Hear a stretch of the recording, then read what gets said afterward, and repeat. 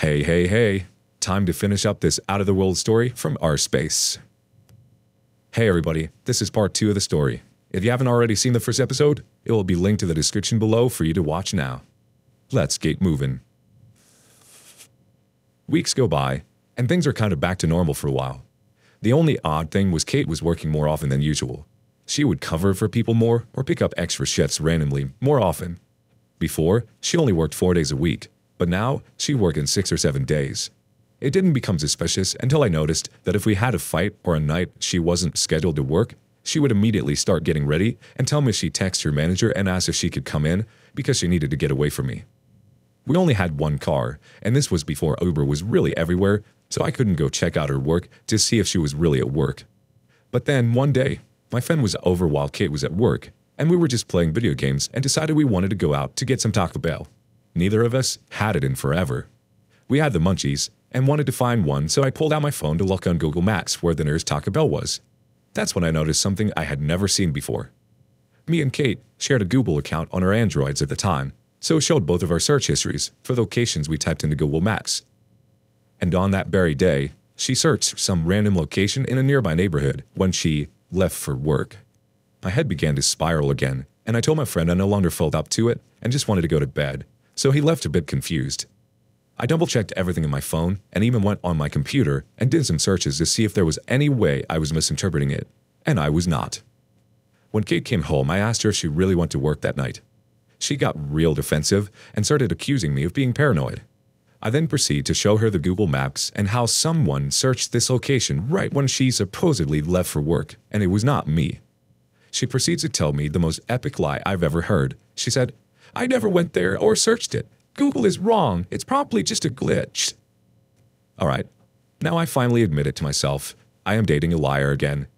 I grab a few things and I get a motel in town. I spend many nights fighting with Kate over the phone and crying while watching crappy cable TV. I was so angry that for the second time in a row I'm dating someone who lies to me and keeps things from me. One of our fights gets so heated we completely stopped talking for 2 days. We didn't break up though, just stopped talking. Something inside me was desperately hoping that maybe she's just doing coke and drugs, not cheating. But I am super suspicious that she is cheating at this point, and I couldn't let go of it. After a couple of nights in the motel, I had convinced myself Kate isn't cheating. She was just back into her drug addiction, and I need to help her get out of it. I know firsthand what drug addiction can do to someone, as it did to me once. I decided to reconcile with her. It was later at night, and I knew she would be back home in a few hours, and I would meet her in the parking lot with some flowers or something. I borrowed a friend's car, went to the shop and bought some flowers and headed home. I park in the parking lot and begin to wait for Kate to get home. Around 2:45 a.m., I see our car drive up to the parking lot, but I see someone in the passenger seat. It was Kate. She wasn't driving. She was sitting in the passenger seat. There was a man I didn't know driving my car. I just laid low and watched. When this random dude that I didn't know parked my car, I wasn't ready for what happened next. Another man also gets out from the back seat. What the F is happening? Who are these people? The 3 of them walk into our apartment. I pull up my phone and begin to read a text message to Kate. I tried to act like I didn't know anything so that I could see what she would say. Maybe these were just platonic friends and she had nothing to hide. I text her and ask her if she is home yet from work and if I could come over and we could talk things out. I told her I wanted to apologize for yelling and saying some hurtful things during our fights. I didn't get any messages back for about 15 minutes, and then I get a text from her saying, "I just got home, but I want some alone time. I do love you with all my heart. Let's talk tomorrow." My heart was beating out of my chest as I read the text. I banged my head on the steering wheel in rage while simultaneously crying. I get out of my car and decide to go inside and confront her. When I get to my apartment, the door is locked. I forgot my keys because I only brought the keys to my friend's car. I heard loud music playing on the other side of the door. I tried knocking, but no one answered. I walk around the corner where I knew our living room window and the bedroom windows were. We were on the ground floor level. I peeked into the living room window and I see no one. I was honestly hoping that I would see them there just smoking weed casually or something. But if they weren't in the living room, where the F are they? I walk a little further down until I get to our bedroom window. The blinds were down, but I could see in if I put my eyes on the edge of the window to look real close. When I leaned in to look around the blinds, my heart sank into my stomach. On the other side of the blinds and her bed, my beautiful girlfriend, whose son I consider to be my own, was getting spit roasted by the two guys I saw her walk in with. I leaned up against the wall and slid down until I was sitting on the ground. My face fell into my hands. I sat there for 5 minutes, vaguely hearing what was going on through the window above me. I contemplated going in and killing all 3 of them. I was so filled with rage. I decided to get up and get back into the car. I start chain-smoking cigarettes as all my memories of the relationship that I cherished so much began to dismantle in my mind. Everything was a lie. Everything I thought about Kate that made me love her so much started to dissolve. Now, a lot of you have read my story about when I was cheated on by my college ex-girlfriend Lisa. When Lisa cheated on me, my rage led me to do everything I can to get the gnarliest revenge I could. In that story, I went completely overboard, and Lisa ended up extremely broken and abused. Now, many years later in my first relationship after Lisa, I'm in the same position, but worse. This time, however, I decide not to get revenge on Kate as I did on Lisa. No, this time, I'm going to kill myself. But first, I'm going to kill Kate. I start the car and drive. I stop by a gas station that I know sells some basic hunting and fishing equipment 24 hours. They don't have any guns, but they have some hunting and skinning knives. I buy the largest knife they have and drive back to my motel, grab my keys to the apartment, and then head home to paint my bedroom walls with their blood. When I get there, I slowly and quietly open the door. I begin to creep down the hallway to our bedroom. I'm gripping the knife tight, expecting one of the guys to maybe pop out. I inch up to my bedroom door. It's open, but the lights in the room are off, and I can't see anything inside. It's quiet. I don't hear anything. Sweat is dripping down my face, and I'm trying to control my shaking and breathing so no one hears me come in. Scared of what I might see, I reach into the bedroom and flip the light switch on.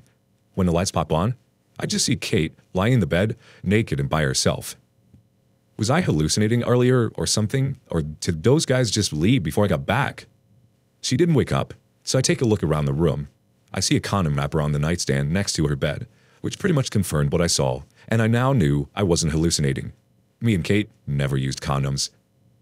When I take my first step into the bedroom, I hear the door to her son's room across the hall open. I turn around quickly, ready to stab one of the 2 guys I saw earlier. But of course, it's just Kate's son. My son. My first thoughts were, what is Kate's son doing here? Why didn't Kate take him to daycare or to her mom's house before she had 2 random dudes come over to screw her? Was the little kid there the entire time while she was at work? Or while she was getting double-teamed across the hall? What the hell is wrong with her? He looks up at me from his bedroom door. Daddy, you're back! And he rushes in to hug my leg. I put my hand on his head and look at the knife in my other hand. I put the knife in my back pocket, and I get on my knee and I tell my stepson, I'm going away for a while. Just wanted to say bye to you and Mom before I left. He then proceeds to give me the saddest face I have ever seen. I pick him up and take him back to bed, tuck him in and tell him goodbye.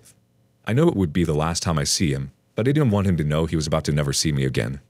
Now, after that, I can't kill his mother. He can't grow up without his mother. He doesn't deserve that, even if I think she deserves to die. However, I still wanted to die. I walk out of the apartment and start walking down the street, just sobbing my eyes out. I sit down at a bus stop bench and pull out the knife, and I begin cutting at my wrists. I was ready to die. For like 10 minutes, I cut at them, trying to get the blood to flow harder. Then a police car pulls up, and 2 cops get out, and one of them says, Hey man, what are you doing? I calmly tell him, I'm done. He radios in more cops, and before I know it, there's like 15 or 20 of them surrounding me. They spend about 20 minutes trying to get me to put the knife down. I'm bleeding all over. The cop walks closer to me and asks me to hand him the knife. I stare at the knife for a few seconds, but he hadn't talked me off the ledge. Nothing at this point could. I also know I couldn't get out of the situation without being thrown to a psych ward. I raise the knife over my head and lunge at the officer. Before I could even take 2 steps, I'm on the ground getting tasered, and they're piling on top of me, putting handcuffs on me. I made one major miscalculation. I thought if I made a move towards the officer, they would for sure shoot me dead. But I forgot I was white, so unfortunately, I was only tasered. The next thing I know, I'm riding in the back of the cruiser, and they take me to the hospital, but they sedated me and patched me up. They gave me some sedatives that completely knocked me out. The next thing I know, I wake up and I'm in what I later find out is a psych ward for the criminally insane. It's like jail or prison, but worse. You don't know what day or time it is, and you get no communication with the outside world, or at least we didn't at this one. I'm not going to go into detail about what I experienced there. I was in one of the darkest places I had ever seen in my life. I was in there for about 6 weeks before an attorney was able to get me off on a technicality. When I was released, I took a taxi home. It was about 3 hours away. When I get home, I had the taxi driver drop me off in McDonald's near my apartment. I sit down and charge my phone. I didn't want to go back to the apartment, not after what I saw there. I have texts, calls, voicemails for many people, including Kate. I also obviously was let go from work. My credit cards were all maxed out. Kate clearly had been using them because she had a card for all my accounts. I called Kate and she was ecstatic to hear from me. She had been so worried and had no idea what happened to me. I told her I would explain everything, but I needed her to meet me at the McDonald's and not to bring her son with her. She was confused at first, but agreed she would meet me after she dropped her son off at daycare. Kate later walks into the McDonald's and rushes to try and hug and kiss me, but I brush her off and tell her to sit down. This threw her off a bit, but she sits down and I tell her what happened. Everything I saw before I was thrown into the ward. What she responded with shocked me. Kate had the audacity to try to deny everything. She said I must have looked into the wrong apartment and saw someone else. I shook my head in disbelief and I cut her off mid-sentence.